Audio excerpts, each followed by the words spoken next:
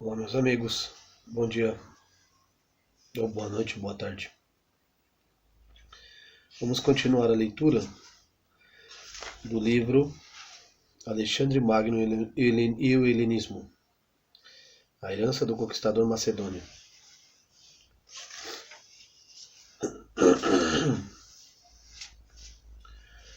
Capítulo 1. Apogeu da Macedônia, 371 a 355 a.C. Para se compreender o papel de Alexandre Magno na história, a sua ascensão a partir de um pequeno reino ao norte da Grécia e o êxito do seu empreendimento, é preciso conhecer os acontecimentos que determinaram as relações entre a Macedônia e a Grécia. E entre estas, e o Império Persa, na época anteriores ao nascimento do próprio Alexandre. No século V a.C., a Grécia clássica era um modelo heterogêneo de pequenas cidades-estado.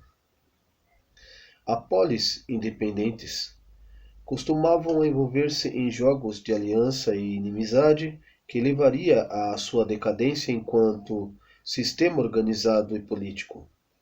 Apesar da fragmentação política, o mundo grego formava um conjunto cultural unido pela língua, pelos costumes e pela religião, que se estendia para lá da Grécia continental, das ilhas do Egeu e das costas da Ásia Menor. Em consequência das colonizações que os habitantes da Grécia Antiga tinham realizado durante o período arcaico, séculos V3-V1 a.C. Grandes áreas do Mediterrâneo estavam integradas nesta unidade cultural. Assim, metade sul da Península Itálica, conhecida como Magna Grécia e Sicília, o norte de África e a costa do Mar Negro faziam parte deste mundo grego. Algumas das suas polis mais importantes, como Siracusa, na Sicília, ou Cirene, na Líbia, encontravam-se fora do território continental. Foi nesse mesmo século, 5 a.C., ou do esplendor ateniense, no mandado de Péricles, que as cidades gregas da Ásia Menor, conquistadas pelos persas, sublevaram e receberam auxílio das principais polis gregas. O Império Persa respondeu com um ataque à Grécia continental que desencadeou as Guerras Médicas 490 a 478 a.C. A invasão persa foi repelida por uma grande aliança entre os gregos, e após a guerra regressou-se temporariamente à situação de paz anterior. No entanto, quando se desvaneceu o motivo da união contra um inimigo comum, as hostilidades não tardaram de reatar-se entre as diversas polis da Grécia continental. Extenuamente, Guerra do Peloponeso 431 a 404 a.C., entre Esparta e Atenas, e o confronto entre as ligas correspondentes. Peloponeso e Delos e os seus aliados acabaram por esgotar internamente a Grécia, cujo processo de decadência se prolongou ainda por algumas décadas, já que os persas foram incapazes de aproveitar essa fraqueza. Refira-se que depois da morte do rei Aquimênidas Xerxes, em 464 a.C., o Império Persa conheceu também um período de crise interna e apenas interveio nos conflitos da Grécia através de alguns sátrapas, governadores das províncias da Ásia Menor, para garantir a continuação da guerra de desgaste entre a polis. História em contexto. Rodeados de potências. O panorama mediterrâneo do mundo grego do século V completa-se com uma série de estados e cultura que exercia pressão sobre suas fronteiras. Por um lado, o poderoso Império Persa manifestava seu domínio sobre as cidades gregas da costa da Ásia Menor e constituía um vizinho perigoso cuja ambição parecia não ter limites. Com efeito, as costas fenícias do levante do antigo reino egípcio estava também sob seu controle. Por outro lado, o Ocidente, a potência marítima cartaginesa, competia com os interesses comerciais gregos no Mediterrâneo, enquanto na Península Itálica a expansão da nova potência romana ameaçava as cidades da Magna Grécia. Por fim, a norte da Grécia convivia várias culturas da Idade do Ferro menos urbanizadas, como a Cita e a Trácia.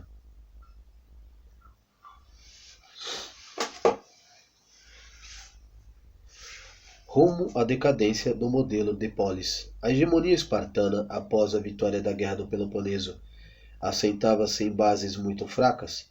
Esparta tentou controlar a restante cidades através de magistrados com plenos poderes, mas não tardou a revelar-se incapaz de refrear as incessantes tentativas de rebelião dos ilotas, escravos que viviam em Esparta, e, em simultâneo, administrar novos domínios fora da polis. Em 395 a.C., Tebas, com o apoio de Atenas, Argor e Coríntio, desafiou o poder espartano na chamada Guerra de Corinto, 395 a 386 a.C. Numa primeira fase, Esparta, enfraquecida pelo esforço das guerras, foi obrigada a retroceder pelas forças dos aliados. No entanto, os persas, receando a eventual restauração do poderio naval ateniense, ofereceram ajuda a Esparta, que acabaria por se impor com a paz de Atálcidas, também conhecida como Paz do Rei. Em 387 a.C., com este tratado, retomava-se a situação anterior.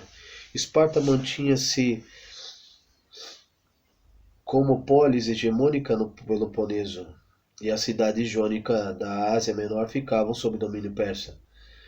O Império Persa limitou muito seriamente as áreas de influências das cidades gregas do Egeu, com o objetivo de evitar uma nova liga de polis liderada por Atenas, decretou a independência e autonomia de todas as cidades gregas. No entanto, a principal consequência da guerra representada neste tratado foi tornar evidente a debilidade e instabilidade política da Grécia e o papel preponderante do Império Persa nos assuntos do Peloponeso. A hegemonia de Esparta, além de frágil, foi efêmera, tendo durado apenas 16 anos. Terminaria quando Tebas voltou a sublevar contra o controle espartano, levando o que os hoplitas de Esparta sofressem uma primeira grande derrota em Leuctres, 371 a.C.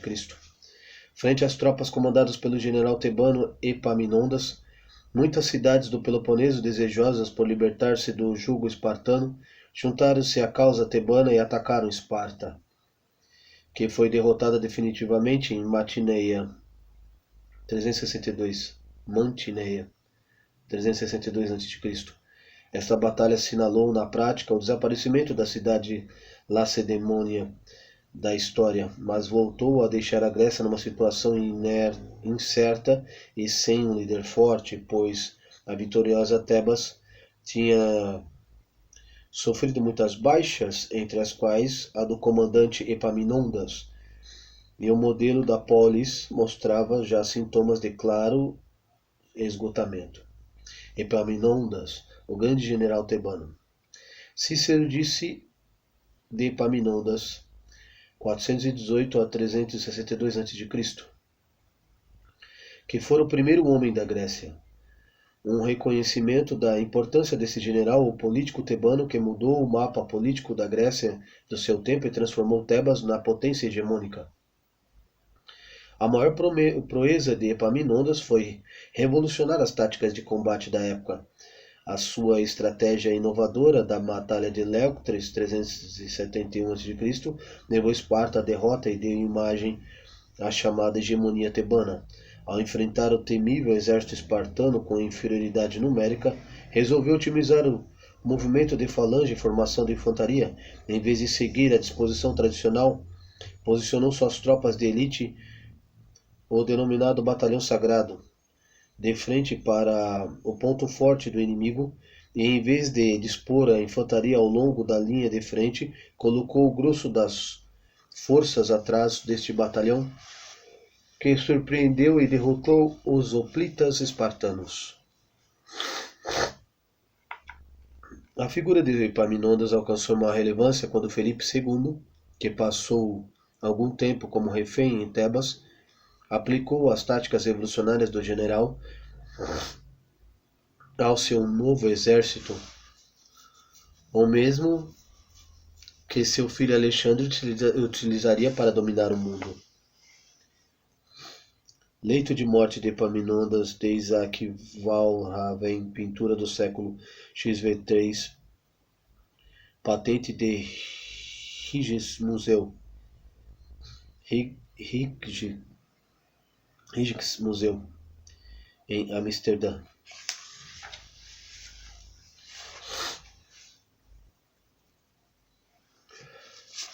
É nesta circunstância que a Grécia, enfraquecida economicamente por guerras e contínuos confrontos políticos e militares entre as polis, e com permanente intervenção persa nos assuntos internos que fomentava ainda mais a divisão e a fraqueza, que surgiu no tabuleiro do jogo um novo protagonista com poder e influência crescentes, a Macedônia. A nova potência fortalece. A Macedônia estendia-se ao norte da Grécia, numa região montanhosa da Península Balcânica, confinando o oeste com o Epiro e os montes Ilírios, a leste com a Trácia e ao sul com a região grega da Tessália. A população falava grego, embora devido ao isolamento se tratasse de um dialeto mais arcaico e não tão evoluído como usado pelos Peloponeso. Com o tempo, os macedônios tenderam a adotar o dialeto ático. Esses costumes sofreram influência do vizinho do sul. As origens da dinastia que ditaria o destino da região remontam ao princípio do século V2 a.C. Nesta época, a Macedônia estava ocupada por uma série de tribos independentes, entre as quais sobressaía a dos Agiadas, que impôs o seu domínio ao conjunto do território. O primeiro rei desta dinastia, referido pelos historiadores antigos, é Alexandre I, que manteve uma posição neutra durante as guerras médicas. Quando morreu, o reino foi dividido entre seus filhos Filipe, Alcetas e Perdicas.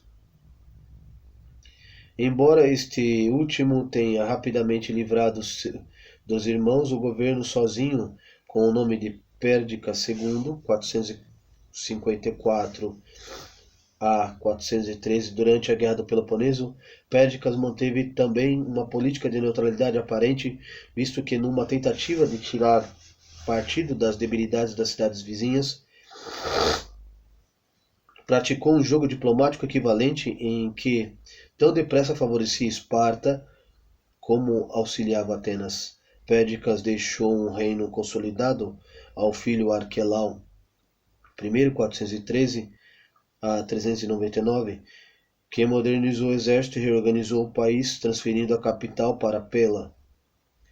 Apesar da localização periférica, a população da Macedônia estava cada vez mais helenizada, que suscitou um debate no seio da Grécia tradicional sobre se os vizinhos do norte seriam ou não membros de pleno direito da esfera cultural helênica. História curiosa. Os bárbaros macedônios e os Jogos Olímpicos. Apesar da progressiva helenização da população, as características geográficas da Macedônia, situada num extremo do mundo grego limítrofe com os povos do norte, fizeram com que durante muito tempo os gregos considerassem a região como bárbara, ou seja, a população não grega.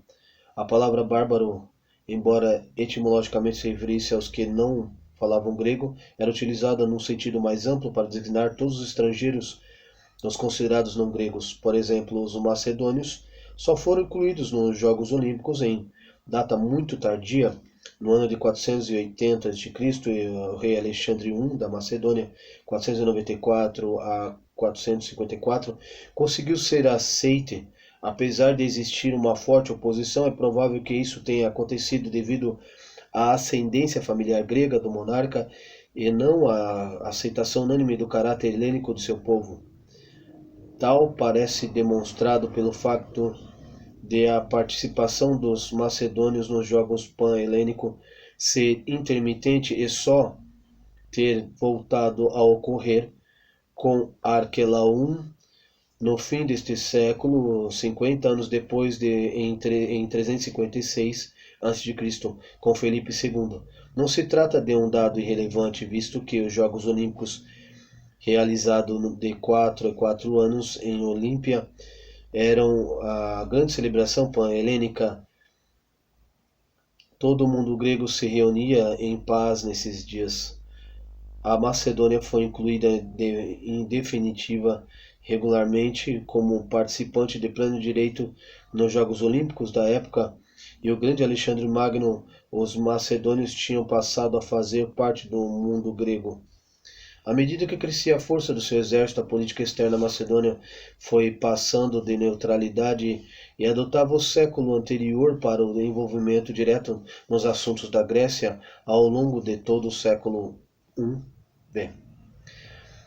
Após o assassinato de Arquelau, o reino conheceu uma fase caótica até que finalmente foi decidida a nomeação de Amintas III, 394 até 370 a.C., como sucessor pouco depois, e aproveitando a fraqueza interna provocada pela sucessão, os ilírios, vizinhos do oeste da Macedônia, invadiram o país e expulsaram o novo monarca.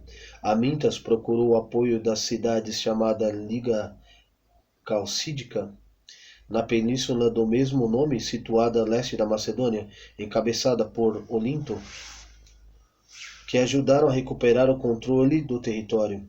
No entanto, em troca deste auxílio, os calcídicos exigiam o domínio das cidades costeiras macedônias que ficaram mais perto deles. Por isso o rei procurou um novo apoio em Esparta, o árbitro dos assuntos gregos, desde a paz de Antácidas em 387 a.C. A guerra desencadeada pelos espartanos culminou na derrota de Olinto e das suas aliadas, tendo várias cidades da Liga Calcídica ficado sob domínio espartano. Esta nova alteração do equilíbrio de forças da Grécia posicionava as tropas espartanas demasiado perto das fronteiras macedônias, pelo que Amintas, demonstrando uma aptidão astuciosa para trocar de aliados em função de seus interesses, recorreu a Atenas. Ao morrer Amintas III, deixou 3 filhos legítimos, Alexandre, Péricles e Felipe. O primeiro subiu ao trono como Alexandre II, 370 a 368 a.C. Este invadiu a região grega do sul, a Tessália, submetendo a cidade de Larissa Cronon, que obrigou a poderosa Tebas a intervir. Nova potência hegemônica enviou suas forças para libertarem Larissa e chegou à capital da Macedônia, onde um novo pretendente ao trono, Ptolomeu, ameaçava o poder de Alexandre II. Os tebanos impuseram ordem na Tessália e na Macedônia, e como garantia de que os macedônios respeitariam a nova situação, levaram como refém para Tebas o irmão mais novo do rei Filipe. A vida de Filipe pouco devia importar a Ptolomeu, pois assim que os tebanos abandonaram a Macedônia, mandou assassinar Alexandre II. Aí o novo rei Ptolomeu I, 368 a 365 a.C., sucedeu após Um breve governo, o herdeiro legítimo Perdicas III, 365 a 359 a.C., o reinado deste foi igualmente breve, mas teve maior impacto porque estabilizou a situação interna, aplacando as pretensões de autonomia das regiões setentrionais do país e fortalecendo as fronteiras orientais com os calcídicos. Quando Perdicas III morreu ao combater os ilírios, o seu irmão mais novo, Felipe, que ainda permanecia retido em Tebas, foi chamado a Pela e a capital da Macedônia para assumir a regência em nome do sobrinho Amintas I, 359 a 356 a.C. No entanto, rapidamente assumiu o poder de facto e autoproclamou-se Felipe II depois de eliminar o seu familiar. As reformas de Felipe II. Assim que se instalou no poder, Felipe II enfrentou o problema que afligiu o país havia algum tempo. Teve que sufocar pretensões de autonomia das regiões mais setentrionais, eliminar os outros pretendentes ao trono, controlar a pressão dos peônios ao norte das fronteiras e da Liga Calcídica e dos Trácios a leste, e repelir a crescente ameaça ilírica a oeste, que causava a morte do seu irmão Perdicas III. Durante anos em que permanecera em Tebas, Filipe teve oportunidade de observar e analisar o jogo político entre diversas polis gregas e estudou de perto as técnicas de guerra da época, baseada num tipo de formação de combate de infantaria conhecido por falange. Ao ascender ao trono, reorganizou o exército macedônio, que até então se baseara na cavalaria, modernizando-a, melhorando-a, com a tática de composição que observara em Tebas. Quando o novo exército macedônio, formado por cidadãos, aplicou e melhorou a organização em falanges, um corpo compacto de infantaria composto por 16 filas de soldados armados com sarissa, lança comprida e pesada, com 6,5 metros de comprimento. Por outro lado, a grande inovação tática de Felipe foi proteger os flancos com o corpo de cavalaria ligeira que utilizava para atacar os flancos inimigos, envolvendo-se com rapidez. As vitórias iniciais contra os peônios e ilírios levaram Felipe a expandir-se para lá de suas fronteiras, ao estender os domínios para leste. Após a conquista da Trácia, conseguiu o controle da importante cidade mineira de Crênidas, a qual rebatizou como Filipos. Esta expansão e crescente poderio militar macedônio alarmaram as cidades gregas. Atenas organizou uma rede de alianças para cercar Felipe, que juntava o rei Trácio e dos peônios ao da Ilíria. Porém, apesar de cercado, Felipe derrotou os três. Desculpa. Com esta batalha,